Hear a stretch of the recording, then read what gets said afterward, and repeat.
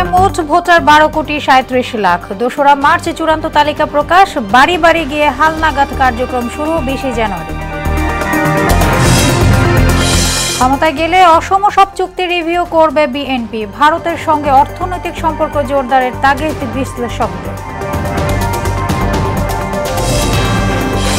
সরকারের চেয়ে জনগণের শক্তি বেশি, বললেন প্রধান উপদেষ্টা। ব্যক্তির পরিবর্তে জনস্বার্থে ব্যবসা করার তাগিদ।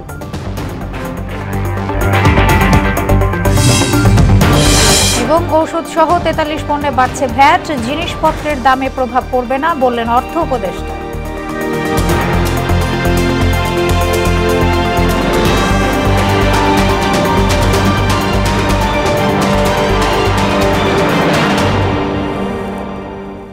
আসসালামু আলাইকুম, সবাইকে স্বাগত মোহনা সংবাদে। শুনছিলেন শিরোনাম, আর পুরোটা সংবাদ জুড়ে আছি আমি সোনিয়া ইসলাম। এবারে বিস্তারিত। দেশে মোট ভোটার 12,36,83,000। এর মধ্যে পুরুষ ভোটার 6,33,30,103 ও নারী 6,03,52,415 জন। নির্বাচন কমিশনের খসড়া ভোটার তালিকা প্রকাশ অনুষ্ঠানে এসব তথ্য জানান নির্বাচন কমিশনার আবুল ফজল মোহাম্মদ সানাউল্লাহ। আগামী 20 জানুয়ারি থেকে বাড়ি বাড়ি গিয়ে ভোটার তালিকা হালনাগাদ এবং 2রা মার্চ চূড়ান্ত ভোটার তালিকা প্রকাশ করা হবে বলেও জানান তিনি। MR আসাদের রিপোর্ট। নির্বাচনের দিনক্ষণ নিয়ে আলোচনা সমালোচনার মধ্যেই প্রকাশ হলো খসড়া ভোটার তালিকা। নির্বাচন কমিশন প্রকাশিত তালিকায় ভোটার প্রায় 12,37,00,000। ভোটার বৃদ্ধির হার 1.5%। তৃতীয় লিঙ্গের ভোটার সংখ্যা 994। আজকে যে খসড়া ভোটার তালিকা প্রকাশিত হচ্ছে সেখানে ভোটার সংখ্যা 12,36,83,512। ভোটার তালিকা প্রকাশের পর সাংবাদিকদের বিভিন্ন প্রশ্নের জবাব দেন নির্বাচন কমিশনার আবুল ফজল মোহাম্মদ সানাউল্লাহ। জানান, মৃতদের তালিকায় রাখা সহ জনপ্রতিনিধিদের প্রভাবে পূর্বে তালিকা শুদ্ধ থাকেনি। তথ্য সংগ্রহকারী বাড়ি বাড়ি তথ্য সংগ্রহ করতে যায় কোন একজন জনপ্রতিনিধি বা স্থানীয় কোনো ব্যক্তি, উনি ওনার নিজের ভোটার যারা আছে 18 বছর হয়তো পূর্তি হয় না, বয়স বাড়ায় তাকে তালিকাভুক্ত করে ফেলে। যারা গতকালকে 18 বছর বয়প্রাপ্ত হয়েছেন কিন্তু ভোটার তালিকায় সন্নিবেশিত হন নাই, তাদেরকে ভোটার তালিকায় সন্নিবেশিত করা এবং এই সংখ্যাটাকে আমাদের এই ভোটার তালিকায় সন্নিবেশ করতে কোনো আইনি জটিলতা নাই। সংস্কার কমিশনের সঙ্গে ইসির কার্যক্রম সাংঘর্ষিক হবে না উল্লেখ করে 17 বছর বয়সীদের ভোটার করা বিষয়ে রাজনৈতিক ঐক্যমত্যের অপেক্ষার কথা জানান সানাউল্লাহ। যদি এটা নিয়ে ভবিষ্যতে কোনো রাজনৈতিক মতৈক্য হয় এবং এই ধরনের কোনো সিদ্ধান্ত হয়, সংবিধানে কোনো পরিবর্তন আসে, আমরা সেই অনুযায়ী ব্যবস্থা নিব। সংস্কার কমিশনের প্রস্তাবের সাথে কোনো ওভারল্যাপ হবে কিনা আমরা তা মনে করছি না, কারণ সংস্কার কমিশন যে সংস্কার প্রস্তাবই দেন না কেন, ভোটার তালিকা তো একটা লাগবে। 1 বছরের মধ্যে সব কাজ শেষ করতে গিয়ে জটিলতা সৃষ্টির আশঙ্কা নাকচ করে দেন আবুল ফজল মোহাম্মদ সানাউল্লাহ। এই কমিশন দায়িত্ব গ্রহণের পরে পরিবর্তিত পরিস্থিতিতে একটা শুদ্ধ ভোটার তালিকা ছাড়া আমরা কনফিডেন্ট বোধ করছি না। MR আসাদ, মোহনা সংবাদ, ঢাকা। বিএনপি ক্ষমতা গেলে ভারতের সঙ্গে অসম চুক্তি এবং বিদ্যুৎ জ্বালানি খাতের দুর্নীতির বিষয়টি রিভিউ করা হবে বলে জানিয়েছেন দলের মহাসচিব মির্জা ফখরুল ইসলাম আলমগীর।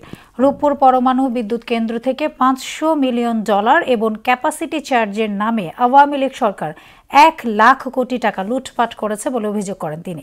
দলের স্থায়ী কমিটির সদস্য ইকবাল হাসান মাহমুদ টুকুর দাবি, লুটপাটের পেছনে সামিট সহ 5টি কোম্পানি জড়িত। আর জানাচ্ছেন হুমায়ুন কবির। গুলশানে বিএনপি চেয়ারপারসনের রাজনৈতিক কার্যালয়ে আওয়ামী লীগ সরকারের সময় বিদ্যুৎ ও জ্বালানি খাতের দুর্নীতি নিয়ে সংবাদ সম্মেলন করে বিএনপি। করা উচিত ছিল। এই খাতে 16 বছরের অনিয়মের চিত্র তুলে ধরে স্থায়ী কমিটির সদস্য ইকবাল হাসান মাহমুদ টুকু বলেন, দুর্নীতির টাকা বিদেশে পাচার করাই ছিল আওয়ামী লীগের মূল লক্ষ্য।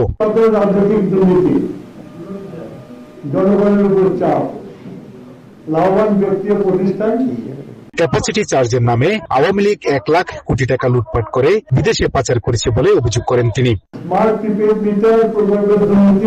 এই সময় বিএনপি মহাসচিব মির্জা ফখরুল ইসলাম আলমগীর জানান, রাজনৈতিক দলগুলোর তর্ক বিতর্কের কারণে আওয়ামী লীগের লুটপাট ও দুর্বৃত্তায়ন ভুলে যাচ্ছে মানুষ। আমাদের বিদ্যুৎ খাতে যে দুর্নীতি হয়েছে, আমাদের জাতীয় স্থায়ী কমিটির সদস্য সাবেক বিদ্যুৎ প্রতিমন্ত্রী ইকবাল হাসান মাহমুদ টুকু তিনি একটা প্রেজেন্টেশন তৈরি করেছেন আপনাদের জন্য, এবং আমি মনে করি যে এটা শ্বেতপত্র প্রকাশের ব্যাপারটা চেয়েও একটু আকর্ষণীয় হবে। বিএনপি ক্ষমতায় আসলে বিদ্যুৎ ও জ্বালানি খাতের পুরো বিষয়টি রিভিউ করে ব্যবস্থা নেওয়ার আশ্বাস দেন বিএনপি মহাসচিব। রাজনৈতিক তর্ক বিতর্কে আপনার আওয়ামী লীগের যে দুর্নীতি, হুমায়ুন কবির, মোহনা সংবাদ। আমাদের বিদ্যুৎ খাতে যে দুর্নীতি। দিল্লির একগুঁয়েমিতে তলানিতে নেমেছে বাংলাদেশ ভারত সম্পর্ক। আমদানি রফতানি বন্ধ এবং পর্যটক ভিসা বন্ধ থাকায় ধস নেমেছে পশ্চিমবঙ্গের অর্থনীতিতে। অন্যদিকে নিজেদের অর্থনীতি সচল রাখতে তাইওয়ান, থাইল্যান্ড, পাকিস্তান সহ অন্য দেশের সঙ্গে অর্থনৈতিক সম্পর্ক জোরদার করেছে বাংলাদেশের অন্তর্বর্তী সরকার। বিশ্লেষকরা বলছেন এটি আপাত দৃষ্টিতে মন্দের ভালো হলেও এসব দেশ কখনোই ভারতের বিকল্প হতে পারে না। বিস্তারিত কাজী শাহরিনের বিশেষ প্রতিবেদনে। ভারত বাংলাদেশ সম্পর্ক শুধু রাজনৈতিক কারণেই গড়ে ওঠেনি, বরং দুই দেশের অর্থনৈতিক চাকা সচল রাখতে প্রতিবেশী রাষ্ট্র হিসেবে উভয়েরই উভয়কে প্রয়োজন। বাংলাদেশকে 3 দিক থেকে ঘিরে রেখেছে ভারত, ফলে আমদানি রপ্তানি প্রক্রিয়াও তুলনামূলক সহজ ও কম ব্যয়বহুল। তাই ভৌগোলিক কারণেই দুই দেশের মধ্যে সুষম বাণিজ্য সম্পর্ক গড়ে ওঠে। গেল 5ই অগস্ট শেখ হাসিনার পতনের পর থেকে বাংলাদেশ ও ভারতের রাজনৈতিক ও বাণিজ্যিক সম্পর্কে চির ধরেছে। কেবল অগস্ট মাসেই ভারত থেকে রপ্তানি 1 লাফে কমে যায় প্রায় 28%। শেখ হাসিনার পতনে দিল্লির একগুঁয়েমির কারণে থমকে যায় আমদানি রপ্তানি, কিন্তু অর্থনীতি টিকিয়ে রাখতে এই সুযোগে পাকিস্তান তার বাণিজ্য সম্প্রসারণের হাত বাড়িয়ে দেয়। বাংলাদেশের অনেক ব্যবসায়ী চোখ ফেরান তাইওয়ান, থাইল্যান্ডের মতো দেশে। শিপিং এবং আমাদের পণ্য আমদানি এবং রপ্তানি পাকিস্তানের সাথে আগেও ছিল, এখনো আছে। ভারত থেকে পণ্য আমদানি কমে যাওয়ার ফলেই বিকল্প হিসেবে পাকিস্তানকে বেছে নিয়েছে বাংলাদেশ। এমন প্রশ্নের জবাবে এই বিশেষজ্ঞ বলেন, কোনো দেশই অন্যের বিকল্প হতে পারে না। এক্ষেত্রে কিন্তু পাকিস্তান ভারতের বিকল্প হিসেবে নয়। আমাদের যে বাস্তবতা, ভারত আমাদের 3 দিকে আছে, আমাদের অনেক পণ্যই ভারত থেকে আমদানি করাটা সহজ হয়। পর্যটক ভিসা বন্ধের ফলে বাংলাদেশের চেয়ে বেশি লোকসানে পড়েছে ভারত। পর্যটকের অভাবে তলানিতে নেমেছে পশ্চিমবঙ্গের হোটেল মোটেল ব্যবসা। ক্রেতা সংকটে হাত গুটিয়ে বসে থাকতে হচ্ছে নিউ মার্কেট সহ আশেপাশের বিপণী বিতান মালিকদের। কলকাতা, যেটাকে মিনি বাংলাদেশ বলা হয়, সেটা কিন্তু কার্যত এখন অনেকটাই তাদের ইকোনমিক অ্যাক্টিভিটিস এফেক্টেড হচ্ছে। অর্থনীতির চাকা সচল রাখতে ঢাকা দিল্লির সম্পর্কের উন্নয়নকে গুরুত্ব সহকারে দেখা উচিত বলে পরামর্শ দেন অধ্যাপক লাইলুফার ইয়াসমিন। ভারত একটি বৃহৎ রাষ্ট্র হিসেবে তার দায়িত্ব কিন্তু অনেক আছে। কাজী শাহরিন, মোহনা সংবাদ।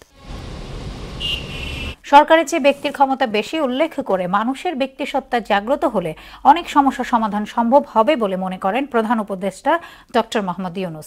সকালের রাজধানীর মানিক মিয়া এভিনিউতে জাতীয় সমাজসেবা দিবসের উদ্বোধনী অনুষ্ঠানে শুধু ব্যক্তি স্বার্থ নয়, জনস্বার্থে ব্যবসা করতে ব্যবসায়ীদের প্রতি আহ্বান জানান তিনি। সুরাইয়া মুনির রিপোর্ট। জাতীয় সমাজসেবা দিবস উপলক্ষে রাজধানীর মানিক মিয়া এভিনিউতে সমাজসেবা অধিদপ্তরের এই আয়োজন। এতে যোগ দিয়ে সামাজিক ব্যবসার গুরুত্ব তুলে ধরেন প্রধান উপদেষ্টা। বলেন, আগামী প্রজন্মকে সুনাগরিক হিসেবে গড়ে তোলার বিকল্প নেই। তিনি বলেন, সমাজসেবা প্রতিটি মানুষের দায়িত্ব, আর মন্ত্রণালয়ের কাজ হলো দেশের সবাইকে এটি মনে করিয়ে দেয়া। এটাতে যেন মনে না হয় সমাজসেবাটা শুধু এই মন্ত্রণালয়ের কাজ। মন্ত্রণালয়ের কাজ হলো সবাইকে স্মরণ করিয়ে দেওয়া। যে সমস্ত সমস্যা আমরা চারদিকে দেখি, মনে করি যে আমার কাজ না, আমার কাজ হলো টাকা পয়সা রোজগার করা, ওই কাজটা সরকারের উপরে ছেড়ে দিয়ে ওরাই করবে। এটা ভুল ধারণা। প্রধান উপদেষ্টা বলেন, প্রত্যেক মানুষের মধ্যেই পরের স্বার্থে কাজ করার প্রবণতা রয়েছে। সেই ইচ্ছাকে কাজে লাগিয়ে দৈনন্দিন জীবনে জনস্বার্থে কাজ করার অভ্যাস গড়ে তোলার আহ্বান জানান প্রধান উপদেষ্টা। আরেকটা অংশ আমাদের মধ্যে আছে পরের জন্য সেবা, পরস্বার্থে কাজ করা। নিঃস্বার্থে যেরকম ব্যবসা করা যায়, পরের স্বার্থেও ব্যবসা করা যায়। যে ব্যবসার থেকে আমি নিজে 1 পয়সাও মুনাফা নেব না, যাবতীয় যা কিছু করছি পরের স্বার্থে করছি। তিনি বলেন, সরকারের চেয়েও মানুষের শক্তি বেশি। এই শক্তি কাজে লাগিয়ে দেশকে এগিয়ে নিতে ব্যক্তি পর্যায়ে সবাইকে এগিয়ে আসার আহ্বান জানান ডক্টর ইউনূস। মানুষের ক্ষমতা প্রচন্ড শক্তি। আমরা সবাই যদি অল্প অল্প করে সেই নিঃস্বার্থে সঙ্গে সঙ্গে পরস্বার্থের কাজটাও করতে পারতাম, তাহলে আমাদের কোনো সমস্যা আর এদিকে টাকাতে হতো না, কারণ মুখাপেক্ষি হতো। সুরাইয়া মুন্নি, মোহনা সংবাদ, ঢাকা। আমরা নিজেরাই। ঔষধ সহ 43টি পণ্য ও সেবার উপর ভ্যাট বাড়ানোর উদ্যোগ নিয়েছে সরকার। কারো শর্তে নয়, বরং রাজস্ব বাড়ানোর স্বার্থে সিদ্ধান্ত বলে জানালেন অর্থ উপদেষ্টা ডক্টর সালেহউদ্দিন আহমেদ। সচিবালয়ের সরকারি ক্রয় সংক্রান্ত মন্ত্রিসভা কমিটির বৈঠক শেষে জিনিসপত্রের দামে এর প্রভাব পড়বে না বলেও দাবি করেন তিনি। শামীমুজ্জামান চৌধুরীর রিপোর্ট। কম ভ্যাটের অন্তত ৪৩ ধরনের পণ্য ও সেবার উপরে ভ্যাট বাড়িয়ে ১৫% আরোপের পরিকল্পনা নিয়েছে জাতীয় রাজস্ব বোর্ড এনবিআর। এসব খাতে বর্তমানে ৫ থেকে ১০% হারে ভ্যাট নেওয়া হয়। এনবিআর জানিয়েছে চলতি ২০২৪-২৫ অর্থ বছরের বাকি ৬ মাসে অতিরিক্ত ১২,০০০ কোটি টাকা রাজস্ব সংগ্রহের লক্ষ্যে এই উদ্যোগ নেওয়া হয়েছে। এ নিয়ে সচিবালয়ে সাংবাদিকদের কাছে বিস্তারিত তুলে ধরেন অর্থ উপদেষ্টা সালেউদ্দিন আহমেদ। একই সঙ্গে কোন কোন খাতে নতুন এই ভ্যাট আরোপ হতে পারে সে বিষয়েও ধারণা দেন তিনি। ৩ তারকার উপরে যে রেস্টুরেন্টগুলো, কেউ যদি আপনার একটা ফিক্সড অ্যামাউন্ট টাকা খেতে বসে 10 টাকা যোগ হবে, আমার এটা কোনো মনোবেদনার কারণ হবে। এই সমস্ত আর্গুমেন্ট ঠিক এসে টেকে না। টার্নওভার 50 লাখ টাকার উপরে তারাই খালি এটার মধ্যে আসবে, আর অন্য কোনো ব্যবসা তো এটার মধ্যে আসছে না। যারা বিমানে চড়ে তারা 200 টাকা বেশি দিতে পারবে না বলে মনে হয়। পৃথিবীর কোনো দেশই কিন্তু এখন ইভেন নেপাল ধরেন, ভুটান, এত লো ট্যাক্স কোথাও নাই। অর্থ উপদেষ্টা বলেন ৪৩টি পণ্যে ভ্যাট বৃদ্ধিতে নিত্য পণ্যের দামে নেতিবাচক প্রভাব পড়বে না। আমাদের ওয়েটটা ইন্ডিকেটরস গুলো হলো চাল, ডাল, এইগুলো আপনারা জানেন। আমরা যেসব জিনিসের দাম বাড়িয়েছি ওগুলোর ভেরি ইনসিগনিফিক্যান্ট পার্ট অফ আমাদের ইনফ্লেশন বাজেট। শিক্ষা, স্বাস্থ্য, অন্যান্য আইটি খাতে আমরা কোনো অ্যালোকেশন কমাবো না, বরং আমরা বৃদ্ধি করব। রাষ্ট্রপতির অনুমোদন পেলে শিগগিরই এই বিষয়ে অধ্যাদেশ জারি করবে জাতীয় রাজস্ব বোর্ড এনবিআর। শামীমুজ্জামান চৌধুরী, মোহনা সংবাদ, ঢাকা। পৌষের শীতে কাঁপছে দেশ। শীত বস্ত্রের অভাবে কষ্টে দিন কাটছে ছিন্নমূল ও নিম্ন আয়ের মানুষের। হাসপাতালে বাড়ছে ঠান্ডাজনিত রোগীর সংখ্যা। চলতি মাসে দেশ জুড়ে ৩ থেকে ৫টি শৈত্যপ্রবাহ বয়ে যাওয়ার আশঙ্কা করছে আবহাওয়া দপ্তর। আজ দেশের সর্বনিম্ন তাপমাত্রা রেকর্ড করা হয়েছে চুয়াডাঙ্গায় ৯.৮ ডিগ্রি সেলসিয়াস। কামাল হোসেনের ক্যামেরায় উষা ফেরদৌসের প্রতিবেদন। কুয়াশাচ্ছন্ন নদী তীরে একাগ্রচিত্তে শিকার ধরার অপেক্ষায় মাছরাঙা পাখি, তারপর বিদ্যুৎ বেগে জলের ভেতর থেকে সুচালো ঠোঁটে মাছ শিকার, আবার নদীর পাশে খাবারের খোঁজে শালিকের হাঁটাহাঁটি এবং তীরে ভেড়া নৌকায় পাতিকাকে স্থির বসে থাকা কিংবা কুয়াশাচ্ছন্ন আকাশে গাংছিলের ওড়াউড়ি, এসবই শীত জড়ানো প্রকৃতির মনোরম দৃশ্য। নতুন বছরের শুরুতেই ঝেঁকে বসেছে শীত। ঘন কুয়াশায় দিনভর দেখা মিলছে না সূর্যের। এতে খড়কুটো জ্বালিয়ে শীত নিবারণের চেষ্টা করছেন নিম্ন আয়ের মানুষ। শীত দেখছে কষ্ট হয় গরিবের, নাইগে কম্বল নাইগে কিছু, সালা গত্তাতে হুত্তে থাকি ঘরের ভিতরে। কুয়াশার জন্য কাজ চলে না, রোদে কাজ যাইতে পারে না। তীব্র শীতে খেটে খাওয়া মানুষের কষ্টের চিত্রটা একেবারে আলাদা। কাক ভরে বের হলেও জুটছে না কাজ। কষ্ট করলে আর কি করব, পেটে ভাত লাগে না, কষ্ট তো করাই লাগবে। কষ্ট তো হয়, জ্বর, মাথা ঠান্ডা। কনকনে শীতে বিপাকে আছেন মাঝি মাল্লারাও। খেয়াঘাটে বসে এক প্রহর কেটে গেলেও দেখা নেই যাত্রীর। শীতের মধ্যে তো মনে করেন কতকিনি আয় পারে, কতকিনি আয়ই পারে না, বুঝছেন। শীতের মধ্যে বহুত কষ্ট।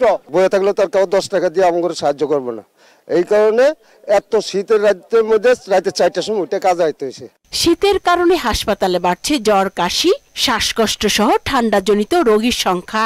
দেশও তার কাজ থেকে বঞ্চিত হবে, তার দেখা যাবে যে কর্মক্ষেত্র থেকে অ্যাবসেন্ট থাকতে হচ্ছে, অথবা দেখা যাবে যে অকাল মৃত্যুর দিকে ঝুঁকে যাচ্ছে। শীত নিয়ে তেমন সুখবর নেই আবহাওয়া অফিসের কাছে, বরং চলতি মাসে দেশ জুড়ে ৩ থেকে ৫টি শৈত্যপ্রবাহ বয়ে যাওয়ার আভাস দিলেন আবহাওয়াবিদ বজলুর রশিদ। দেশে ঘন কুয়াশা রয়েছে এবং এই ঘন কুয়াশাটা যেটা হচ্ছে সুদূর দিল্লি থেকে শুরু করে উত্তরপ্রদেশ, বিহার, তারপর হচ্ছে বাংলাদেশের মেজর পার্ট এই ঘন কুয়াশা রয়েছে। আর এই ঘন কুয়াশার কারণে দিনের তাপমাত্রা অনেক কমে গেছে। সারা দেশে 2 থেকে 3টা আপনার শৈত্যপ্রবাহ আসতে পারে। এর ভিতরে 1 থেকে 2টা আপনার মাঝারি থেকে তীব্র আকারে শৈত্যপ্রবাহ আসতে পারে। বৃহস্পতিবার দেশের সর্বনিম্ন তাপমাত্রা রেকর্ড করা হয়েছে চুয়াডাঙ্গায় 9.8 ডিগ্রি সেলসিয়াস আর রাজধানী ঢাকায় 13.8। উষা ফেরদৌস, মোহনা সংবাদ, ঢাকা। রাষ্ট্রদ্রোহ মামলায় গ্রেফতার ইসকনের বহিষ্কৃত নেতা চিন্ময় কৃষ্ণ দাসের জামিন নামঞ্জুর করেছেন আদালত। সকালে 2 পক্ষের যুক্তিতর্ক শুনে এই আদেশ দেন চট্টগ্রাম মহানগর দায়রা জজ সাইফুল ইসলাম। এদিন আদালত পাড়ায় কড়া নিরাপত্তা নেওয়া হলেও চিন্ময় কৃষ্ণ দাসকে কাঠগড়ায় তোলা হয়নি। আইনজীবীরা জানান, এখন চিন্ময়ের সামনে 2টি পথ খোলা রয়েছে। হয় তারা ম্যাজিস্ট্রেট কোর্টে ফের জামিন আবেদন করবেন অথবা যেতে হবে উচ্চ আদালতে। রাষ্ট্রদ্রোহী মামলা, যাবজ্জীবন সাজাই মামলায়, এই মামলা বর্তমানে তদন্তাধীন আছে। এই মামলা জামিন পাওয়াটা ওনার উচিত হবে না, হকদার হবেন না। বিজ্ঞ আদালত উভয়ের বক্তব্য শুনে তাকে যার জামিন। বৈষম্য বিরোধী ছাত্র আন্দোলনে আহত রাইসুর রহমান রাতুলকে 1 লাখ টাকার অনুদান দিয়েছে বর্ডার গার্ড বাংলাদেশ বিজিবি। সকালে পিলখানা বাহিনীর সদর দপ্তরে অনুদানের চেক তুলে নেন বিজিবির অতিরিক্ত মহাপরিচালক ইয়াসির জাহান হোসেন। জুলাই আন্দোলনে আহত রাতুল রাজধানীর উত্তরা 7 নম্বর সেক্টরে সম্প্রতি একটি ফুড কার্ড দেন সামাজিক যোগাযোগ মাধ্যমে, যা বিজিবির নজরে আসে। এরপর মহাপরিচালকের উদ্যোগে রাতুলকে এ সহায়তা দেয়া হয়। 42 জন যে চিকিৎসা গ্রহণ করেছে তাদের কিন্তু এই চিকিৎসা দীর্ঘ প্রক্রিয়া, অনেকে কিন্তু নাম্বার অফ অপারেশন হয়েছে, তারা কিন্তু যাচ্ছে আবার রিভ্যালিডেশন প্রোগ্রামে এটা তারা আসছে, এই চিকিৎসাটা কন্টিনিউ করা আছে। সরকারি শিক্ষক নিবন্ধন কর্তৃপক্ষ এনটিআরসিএ এর মাধ্যমে নিয়োগ পাওয়া শিক্ষকদের এমপিও ভুক্তি ও বকেয়া বেতনের দাবিতে মানববন্ধন করেছে কারিগরি শিক্ষক ফেডারেশন। প্রেস ক্লাবের সামনে জড়ো হয়ে সুবিধাবঞ্চিত শিক্ষকরা এই মানববন্ধনে অংশ নিয়ে বিভিন্ন দাবি জানান। চলতি মাসের মধ্যে প্রায় 2000 শিক্ষকের বেতন পরিশোধ করার দাবি জানান শিক্ষকরা। পাশাপাশি শিক্ষকদের মানবেতর জীবনযাপনের দিকে অন্তর্বর্তী সরকার নজর দেবে বলেও আশা প্রকাশ করেন তারা। ম্যাক্সিমাম টিচারেই বিভিন্ন অধিদপ্তরে এমপিও ফাইল জমা দিয়েছি। আমাদের জানুয়ারির মধ্যে যেন সবার এমপিও দিয়ে দেওয়া হয় এবং আমাদের যোগদান থেকে সবাইকে বেতন দেওয়া হয়, এই দুইটা আমাদের দাবি। যদি আমাদের এই দাবি জানুয়ারির মধ্যে মানা না হয় তাহলে আমরা প্রথম ব্যাচ থেকে শুরু করে পঞ্চম ব্যাচ পর্যন্ত সবাই মিলে বৃহত্তর আন্দোলনের ডাক দিব। এবার দেশের বাইরের খবর। ইসরায়েলি বর্বরতায় গাজায় আরও 27 ফিলিস্তিনি নিহত হয়েছে। এখন পর্যন্ত মোট প্রাণহানি 45,553 জন। এদিকে পার্লামেন্ট থেকে পদত্যাগের সিদ্ধান্ত নিয়েছেন সাবেক ইসরায়েলি প্রতিরক্ষা মন্ত্রী ইয়োভ গ্যালান্ট। চলমান সংকট আর নিরাপত্তাহীনতায় 1 বছরে 82,000 ইসরায়েলি দেশ ত্যাগ করেছে।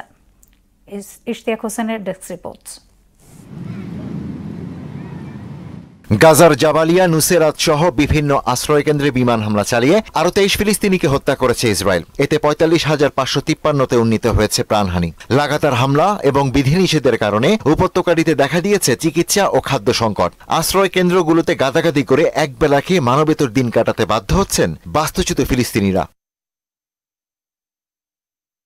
এদিকে পার্লামেন্ট থেকে পদত্যাগের সিদ্ধান্ত নিয়েছেন ইসরায়েলের সাবেক প্রতিরক্ষা মন্ত্রী ইয়োভ গ্যালান্ট। গেল নভেম্বরে গাজায় যুদ্ধ পরিচালনার পদ্ধতি নিয়ে প্রধানমন্ত্রী বেঞ্জামিন নেতানিয়াহুর সঙ্গে মতবিরোধের জেরে প্রতিরক্ষা প্রধান হিসেবে বরখাস্ত হন তিনি। নিরাপত্তাজনিত কারণে বিভিন্ন দেশে পাড়ি জমাচ্ছেন ইসরায়েলি নাগরিকরা। সরকারি পরিসংখ্যান দপ্তরের তথ্য মতে 2024 সালের জানুয়ারি থেকে ডিসেম্বর পর্যন্ত দেশ ত্যাগ করেন 82,000-এর বেশি নাগরিক, যা আগের বছরের তুলনায় 3 গুণ বেশি। এছাড়া গেল বছরে ইসরায়েলের জনসংখ্যা বৃদ্ধির হার ছিল 1.1%, যা গত 1 দশকের মধ্যে সর্বনিম্ন। ইশতিয়াক হোসেন, মোহনা সংবাদ। খেলার খবর। ক্রিকেট। বিপিএল এর টিকিট না পেয়ে মিরপুর স্টেডিয়ামে কাউন্টার ভাঙচুর ও অগ্নিসংযোগ করে বিক্ষুব্ধ দর্শকরা। তাদের অভিযোগ, দীর্ঘক্ষণ লাইনে দাঁড়িয়ে টিকিট মেলেনি। বাড়তি টাকা না নেওয়ায় অভিযোগ করেন তারা, যদিও বিষয়টি অস্বীকার করেছে টিকিট ব্যবস্থাপনা কর্তৃপক্ষ। মুদাসির আলীর প্রতিবেদন। বৃহস্পতিবার বেলা 12টার পর মিরপুর শেরেবাংলা স্টেডিয়ামের সুইমিং পুল গেটে গিয়ে দেখা যায় ছাই আর ধোঁয়া, মাঝে মাঝে আগুন জ্বলতেও দেখা যায়। বিপিএল উপলক্ষে এখানে করা হয়েছিল অস্থায়ী টিকিট কাউন্টার, কিন্তু পঞ্চম ম্যাচ শুরুর আগেই ক্রিকেট ভক্তদের ক্ষোভের আগুনে পুড়েছে কাউন্টারটি। টিকিট না পাওয়া ও বাড়তি দাম চাওয়ায় কথা কাটাকাটির জেরে ভাঙচুর শুরু করে ক্রিকেট ভক্তরা। এক পর্যায়ে আগুন ধরিয়ে দেওয়ার ঘটনা ঘটে। পরে ফায়ার সার্ভিস এসে আগুন নিয়ন্ত্রণে আনে। আইনশৃঙ্খলা বাহিনীর সদস্যরা আসলেও পরিস্থিতি শান্ত করতে বেশ বেগ পেতে হয়। তখনও টিকিট না পাওয়ায় ক্ষোভ জানান ভক্তরা। 200 থেকে 1400 যায়। তারপর তার সেনাবাহিনী এসে মারামারি হলো, সবাই মারামারি করছে। এখানে যারা কালো টিকিট বেচতে আসলো তাদের সাথে ওই বেশি দাম করার জন্য সাধারণ দর্শকদের মারামারি হয়, সেক্ষেত্রে ওখানে আগুনে লাগলো। এ সময় 200 টাকার টিকিট 700 থেকে 800 টাকা চাওয়া হচ্ছে, এমন অভিযোগ করেন ক্রিকেট ভক্তরা। কালোবাজারের অভিযোগও করেন অনেকে। টিকিট সব ব্ল্যাকে চলে গেছে বুঝছেন, ভাই টিকিট এখন 200 টাকার টিকিট 500 টাকা 1000 টাকা চাইতেছে। 30,000 টিকিট এগুলো কি হয়ে গেছে? পুরো গ্যালারি এখন ফাঁকা। অনলাইনে মানে টিকিটটা কাটতে গেছি, দুইটা টিকিট দেখে আবার পরে চলে গেছে, মানে টিকিট শেষ। এসব অভিযোগ অবশ্য অস্বীকার করেছে কর্তৃপক্ষ। এটা জাস্ট মনে হচ্ছে একটা সংঘবদ্ধ চক্র, জাস্ট অস্থিরতা তৈরি করার জন্য এরকম করছে। তাতে টিকিটেরও কোনো সমস্যা নাই, কোনো কিছুই না। এখানে ভিড় করেছিল, ভিড় করে গেট ভাঙার চেষ্টা করেছিল। আমাদের ভলান্টিয়ার অনেকজন আহত হয়ে ভিতরে মেডিকেল এখনো আছে। বিপিএল এ টিকিট নিয়ে অনিয়মের অভিযোগ এবারই প্রথম নয়। ফরচুন বরিশাল ও রংপুর রাইডার্সের ম্যাচ থাকায় তামিম মুশফিক মাহমুদুল্লাহর ভক্ত সমাগম ছিল চোখে পড়ার মতো। তবে অনিয়ম বন্ধে কর্তৃপক্ষকে যথাযথ ব্যবস্থা নেওয়ার দাবি সংশ্লিষ্টদের। মুদাসসির আলী, মোহনা সংবাদ, ঢাকা। বিপিএল এর মাঝে টি-20 ফরম্যাটে বাংলাদেশ দলের অধিনায়কত্ব ছাড়লেন নাজমুল হোসেন শান্ত। বিসিবির বরাত দিয়ে ক্রিকেট ভিত্তিক গণমাধ্যম ক্রিকবাজ বিষয়টি নিশ্চিত করেছে।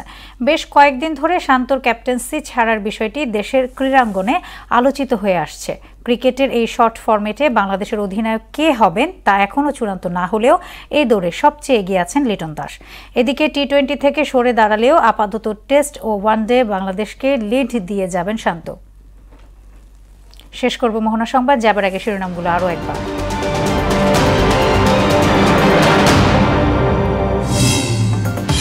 দেশে মোট ভোটার 12,37,00,000। 2রা মার্চে চূড়ান্ত তালিকা প্রকাশ, বাড়ি বাড়ি গিয়ে হালনাগাদ কার্যক্রম শুরু 20 জানুয়ারি। ক্ষমতায় গেলে অসম সব চুক্তি রিভিউ করবে বিএনপি। ভারতের সঙ্গে অর্থনৈতিক সম্পর্ক জোরদারের তাগিদ বিশ্লেষকদের। সরকারের চেয়ে জনগণের শক্তি বেশি বললেন প্রধান উপদেষ্টা। ব্যক্তির পরিবর্তে জনস্বার্থে ব্যবসা করার তাগিদ।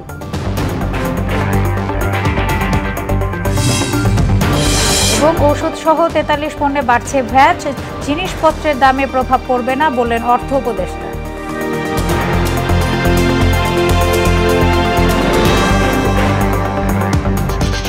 এই ছিল মোহনা সংবাদে। পরবর্তী সংবাদ রাত 9টায়। এর আগে সন্ধ্যা 7টায় দেখবেন সংবাদ এক নজরে। মোহনার সবশেষ খবর জানতে ভিজিট করুন www.mohana.tv। সংবাদ দেখতে পারেন ফেসবুক, ইউটিউবে। এতক্ষণ সঙ্গে থাকার জন্য ধন্যবাদ সবাইকে।